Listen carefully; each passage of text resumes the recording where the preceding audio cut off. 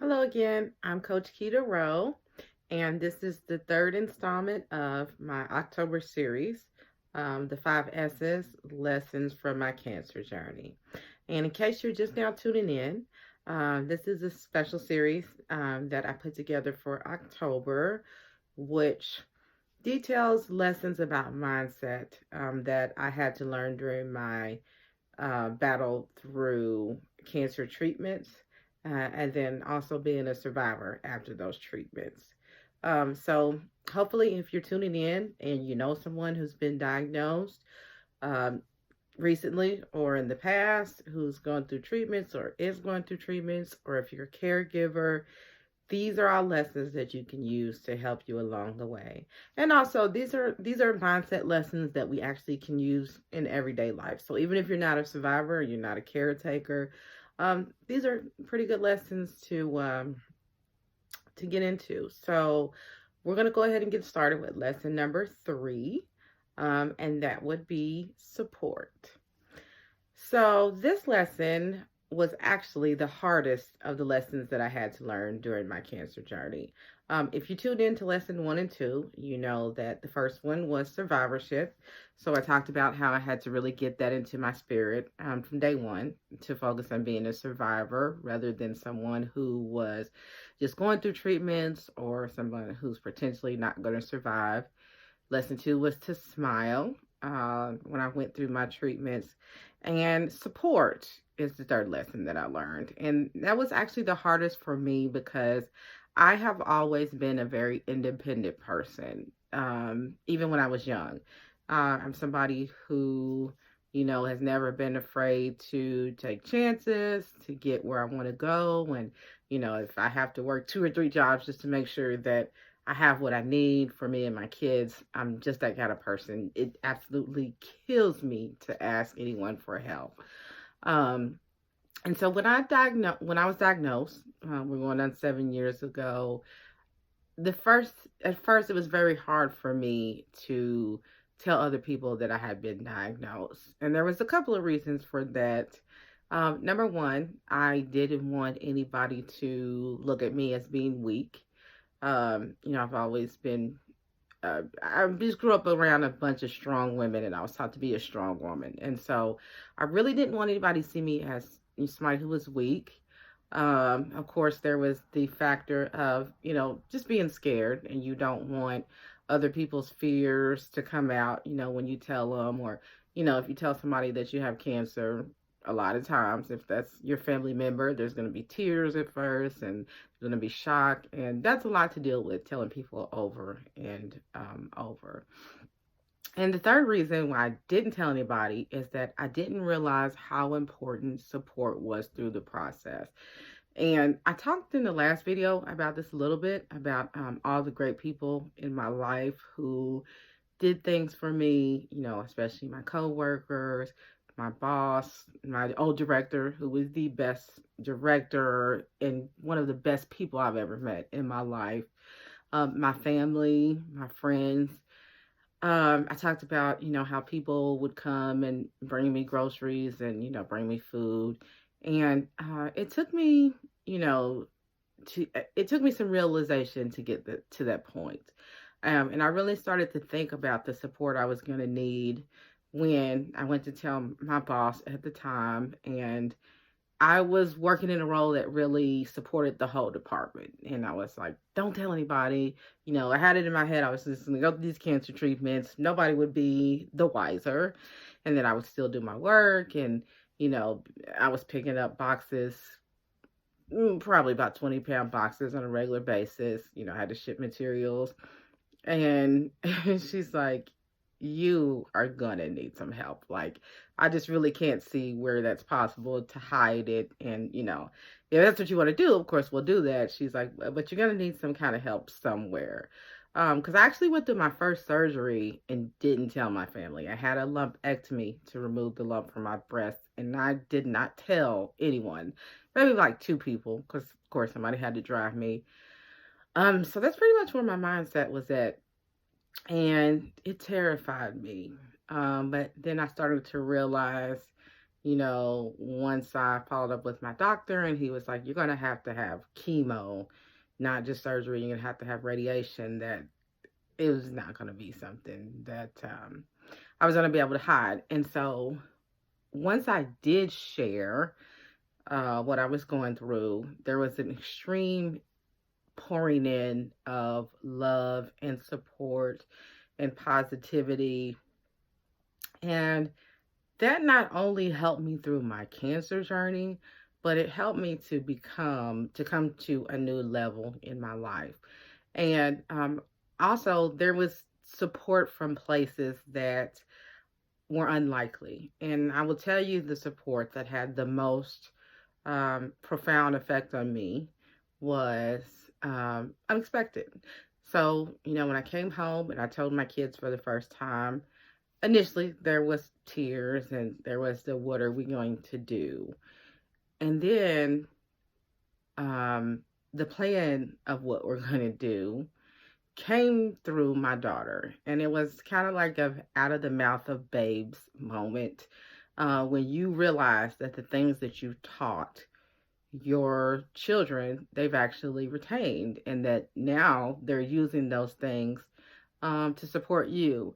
And so I'll back up a little bit to give some backstory. So maybe a year before I got diagnosed, maybe not even that, maybe like 6 months, I finalized my divorce. I've been married one time, and it was a really tough process. It was tough. When my husband left our house, I didn't have a car. I was working 2 jobs to make ends meet. There were bills that I found out were not paid that were supposed to be paid, and our joint account was cleaned out. And so, like, I was there with 3 kids, 2 jobs to work just to make enough to pay my bills, and no car. And it's funny because the kids came to me at that time and they were like, what are we going to do? And like, all I could think about was my faith that I grew up with. And I said, we're going to pray. I don't know what we're going to do, but we're going to pray. And we're just going to let God show us the answer to what we're going to do. So that's what we did. We didn't even have cable TV. We didn't have a house phone. I had a cell phone. And so every day they would come home from school. When I got off of work, I was taking the bus home at this time. We would do things like walk to the library, get books together, then we would walk back, and we would get home and we would all sit together in the living room and read. And then around 8 o'clock, I think, was our time. We would all get out our Bibles and I would give them, a notebook to draw on to kind of keep them busy but listening. And we would have Bible study, and we started going through the Bible together every day. And it really bonded our family, and things began to get progressively better. Just to me, really supernaturally. Like, soon after that, I got a car. And I'm saying I got a car from someone close to me, my cousin, where it was, here, I got a car for sale, take it, pay me when you can. So that's what I mean by it was supernaturally. And so that's how we had gotten through that ordeal, and things were actually getting good at this point. I just got, good job. And then I got diagnosed. And so the second thing that my daughter said to me, after she said, what are we going to do? And I'm like, I don't know. I'm figuring that out. She said, we'll just pray. And I said, huh? And she said, we'll just pray like we did before. We did it before. That's how we got through this. And that's what we'll do now. So I said, okay, yeah, that's what we'll do. She was listening and she was absorbing. And so that's what we did. Every day we would, of course, this time we had a car and we didn't have to read books anymore, but we still did.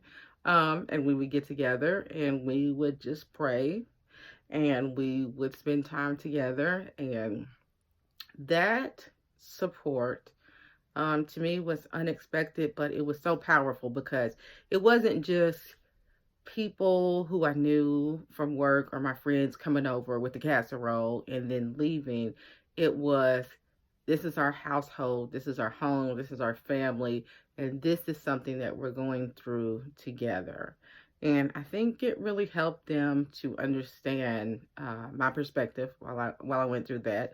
Of course, I'm a single parent, and I was not at my best at this time. If I had had chemo a couple of days before, there were days when I just had mustered up enough energy to work and then just lay on the couch.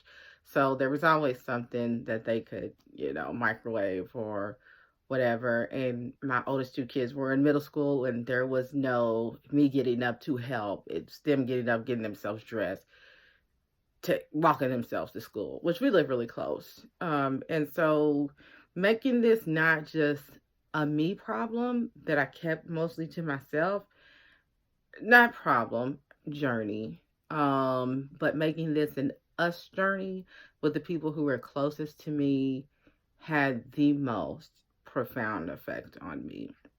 And it really got my mindset to where I needed to be, because I felt like it wasn't just something that if I was successful that I would celebrate alone. And it was like we are going to be successful, and we're all looking for the outcome of this to be successful, and we will celebrate, and we have a plan to get through this. And so, yeah, that is how support really helped. And if you watched the previous video, I mentioned the challenge of not having a spouse was even more, it made it where I needed even more support.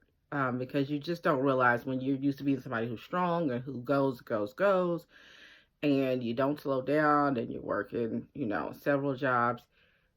This type of journey is one where you're going to have to slow down at some kind of point, and you're going to have somebody to support you. If it's not just taking you to your treatments, or just sitting with you and listening to you, or just giving you some kind words and letting you know that things are going to be okay. And oddly enough, that is when I started to kind of get some perspective on just how powerful coaching could be. But I'll get into that in the next video. So yeah, that is support.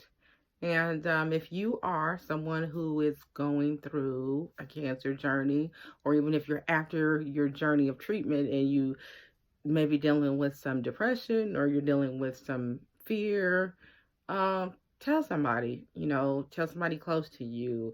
Come up with some type of plan to keep your mind off of things, and keep yourself positive. And if you're a caretaker or somebody close, even if they don't readily accept the support at first, be diligent in offering it. You can't force somebody to let you take them to treatment, but you can be diligent and patient about offering your support.